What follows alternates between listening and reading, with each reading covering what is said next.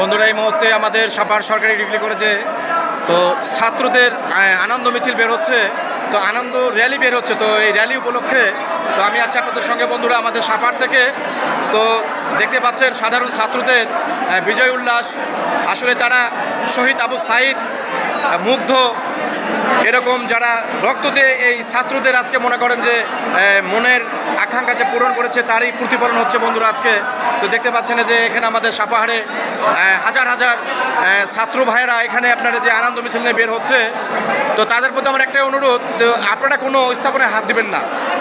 কেন যে এই স্থাপনা আমরা সবাই কিন্তু কেউ না কেউ কোনোভাবে কর্মস্থানে জড়িত, কাজেই আমরা কোনো কর্মস্থানে হাত দিব না। কোনো ব্যবসা প্রতিষ্ঠান বা কোনো রকম কোথাও যেন হাত না দিই, সেটা আমার পক্ষে বিনীত অনুরোধ হলো সবার প্রতি আমার। তো বন্ধুরা দেখতে পাচ্ছেন আপনারা যে সাধারণ ছাত্রছাত্রীদের আনন্দ র্যালি দেখতে পাচ্ছেন বন্ধুরা।